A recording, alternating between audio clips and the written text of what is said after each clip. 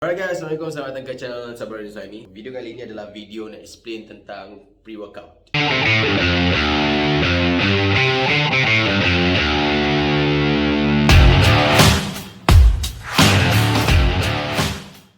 Sebelum saya terlupa, saya minta tolong untuk join Telegram community channel kita. Dalam grup tu kita akan discuss banyak lagi kalau korang ada soalan atau apa-apa. Dan grup ni adalah percuma untuk kita yang terutama ke orang yang nak buat badan secara natural, training. Dalam tu ada coach juga, ada coach yang certified coach 13 tahun training dan dia adalah physiotherapist. Jadi bukan calon-calon orang. Kalau korang nak join, tekan link kat bawah ni dan masuk dalam grup, kita akan jumpa dekat sana. Bagi ramai yang tak tahu apakah itu pre-workout. So basically dalam korang boleh tengok saya punya YouTube channel. So korang boleh tengok saya punya video yang ni.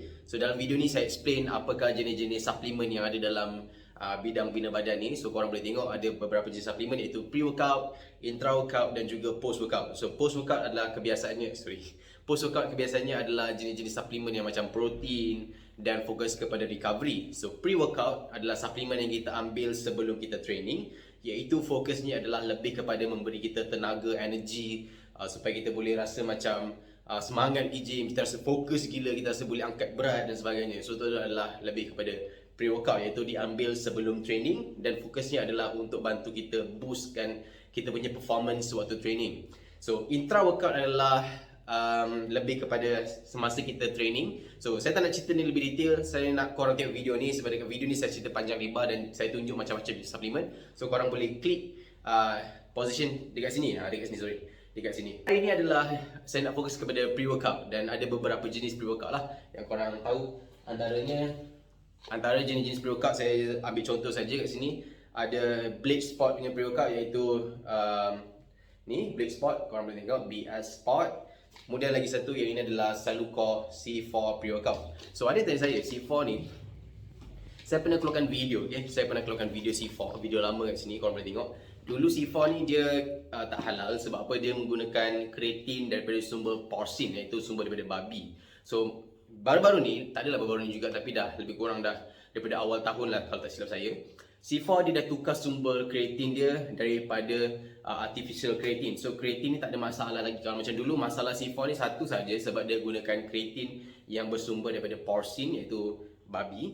Now C4 ni menggunakan sumber kreatin yang dibuat secara artificial. Jadi C4 ni untuk kita dah tak ada masalah lah sebab sebelum ni masalah C4 ni hanya datang daripada yang sumber kreatin dia. Now C4 ni dah boleh dikonsum balik. Cerita sikit pasal pre-workout. Okay, pre-workout ni secara general dia ada dua jenis iaitu stimulant based pre-workout dan juga non-stimulant based pre-workout. So basically apa yang bezakan antara dua ni, stimulant dan juga non-stimulant adalah stimulant based pre-workout adalah pre-workout yang menggunakan bahan seperti caffeine. Okay, so stimulant ni dia tinggi dengan caffeine. Ada setengah orang kenapa pre-workout ni ada dua jenis, stimulant dan juga non-stimulant adalah kerana tak semua orang memberikan respon yang baik kepada caffeine. Ada setengah orang dia ambil caffeine dia jadi pening sangat, dia jadi macam kepala dia migraine dan sebagainya. Jadi sebab itulah ada timbulnya stimulant pre-workout dan juga non-stimulant pre-workout. Okay, dua-dua ni adalah stimulant based pre-workout, okay? Sebab dua-dua ni mengandungi caffeine yang tinggi. So caffeine ni macam saya jenis yang suka caffeine. So caffeine ni dia akan buat kita rasa macam mental focus, kita punya otak ni macam jadi sharp, jadi tajam kan. Kita boleh workout dan kita tak rasa macam demotivated lah. So bagi orang yang selalu ada masalah hilang motivation dekat gym, so saya memang recommend untuk ambil stimulant based pre-workout. Dan pre-workout pun ada macam-macam jenis. Korang kena pandai pilih jenis pre-workout. Sebab apa? Ada setengah pre-workout dia letakkan caffeine yang terlalu tinggi, which is saya rasa terlalu melampau dan boleh menyebabkan korang kena blood pressure yang tinggi lah, hypertension, nanti bahaya juga. So kalau bagi korang yang mungkin ada masalah blood pressure, tolong untuk check dengan doktor adakah korang boleh consume caffeine. Sebab saya tahu tak semua orang yang ada masalah blood pressure dibenarkan untuk consume caffeine yang tinggi. Jadi tolong refer kepada doktor. Adakah doktor bagi korang untuk consume caffeine? Sebab pre-workout adalah yang stimulant based pre-workout, dia mengandungi caffeine yang agak tinggi juga. So kita takut benda ni boleh mengganggu level kadar darah badan korang lah. So ada juga pre-workout yang non-stimulant. Okay, biasanya kalau orang yang dah biasa ambil pre-workout, okay, stimulant based ni yang dah selalu ambil caffeine, kita kena buat macam cycle, okay? Cycle pre-workout ni sebab apa? Badan kita ni makin lama dia akan makin terbiasa dengan caffeine tau. So bila dia terbiasa, lama-lama caffeine ni dia macam tak bagi efek yang macam power kepada badan kita masa kita awal-awal ambil dulu.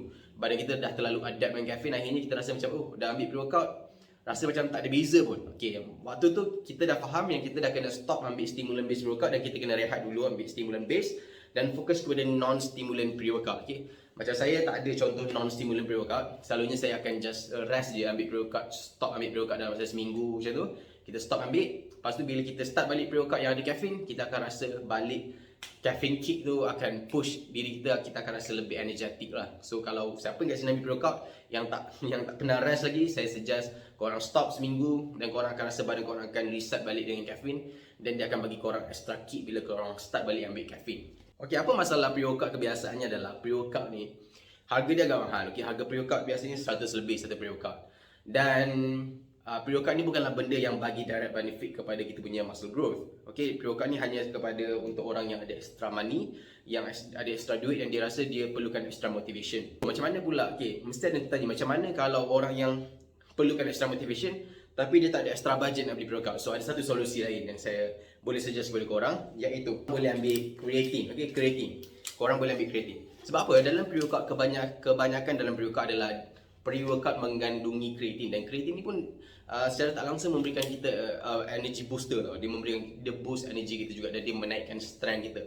So apa yang saya nak suggest, macam mana cara trick untuk ambil creatine sebagai korang punya pre-workout, iaitu ambil 5 gram creatine, dan 1 serving protein dan juga 20 gram karbohidrat. Okay, so korang boleh masukkan minum macam biasa creatine, minum dengan protein dan kemudian makan pisang. Contoh 20 gram karbohidrat, korang boleh makan pisang ataupun apa-apa jenis simple carbs yang lain lah. Okay, 20 gram karbohidrat yang jenis simple carbs, sama ada nak makan dengan pisang boleh, tapi saya sangat suggest untuk pisang ataupun yogurt, okay, yang bagi korang simple karbohidrat. Dan saya rasa creatine ni, bila saya sendiri personally ambil sebelum ni, ambil dengan protein dan juga karbohidrat, saya rasa memang ada significant effect dari segi strength jugalah masa training.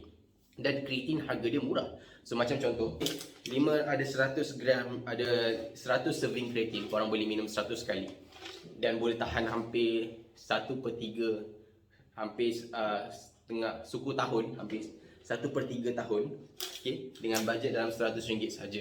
Berbanding pre-workout macam ni, okay, ada dalam 60 servings lah. Cuma ini tak bagi korang benefit dari segi muscle growth secara direct, tapi creatine membantu juga untuk muscle growth dan juga menaikkan strength korang. Okay, so saya suggest untuk korang, kalau korang tak ada bajet lebih untuk beli pre-workout, dan korang boleh start untuk ambil creatine. So apakah brand-brand creatine? Bagi saya brand-brand taklah memainkan sangat peranan untuk bab creatine ni. Korang boleh start dengan Optimum Nutrition, Creapure, okay, ambil creatine jenis Creapure. So saya akan tulis sini, korang boleh tengok kalau nak ambil creatine cari yang jenis macam tu. Ataupun creatine monohydrate, okay, ataupun jenis creatine monohydrate. So ada jenis creatine dan juga ada pre-workout. Guys, basically itu saja topik tentang pre-workout, sebab ramai sangat yang mesti blur apa tu pre-workout dan cara untuk ambil pre-workout. Dan salah satu benda yang saya nak explain, tolong jangan ambil pre-workout lebih daripada serving size yang dah ditulis di belakang. Sebab apa? Itu akan buat caffeine terlalu tinggi dan korang bahaya, sebab korang boleh kena hypertension ataupun blood pressure korang akan naik. Sebab caffeine ni benda yang kita kena control, kita kena make sure kita tak terlalu overdose dengan caffeine. Okay, so mungkin ada yang persoalan tanya, bro, saya ada pre-workout dan saya juga ada creatine, boleh tak saya nak combine pre-workout dengan creatine ni? Okay, jawapan dia, kalau pre-workout tu dah ada creatine, baca label kat belakang. Kalau pre-workout tu dah ada creatine, tak payah nak campur creatine lagi. So creatine tu ambil post-workout, ambil setelah habis training, ambil dengan protein. Tapi kalau belakang tu tak ada creatine, dan boleh campur dengan creatine. Tapi kalau nak campur juga tak ada masalah juga sebenarnya, boleh je. Macam saya pun kadang-kadang campur je creatine dengan pre-workout supaya kadang saya tak terlepas ataupun terlupa nak ambil creatine lepas training. So guys, itu saja video kali ni. Kalau korang nak check video-video saya yang lain, banyak video gila guys yang korang boleh check. Saya punya body update kat sini. Okay, video body update. Ataupun korang nak tengok video-video cara nak buat homemade mass gainer, ada juga dekat sini. Ataupun boleh pergi dekat saya punya channel, korang boleh tengok scroll kat bawah dekat playlist, ada macam-macam jenis video kat sana.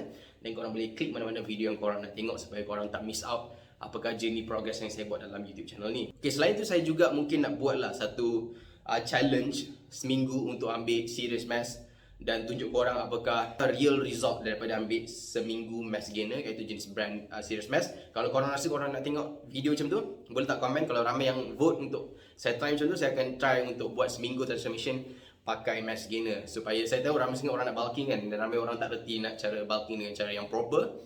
So saya akan try untuk ada inisiatif lah. Tapi kalau ramai yang komen vote untuk saya buat challenge tu. So guys, itu saja video kali ni. Kalau korang suka, jangan lupa untuk tekan subscribe. Jangan lupa untuk belanja like. Dan jumpa pada video akan datang.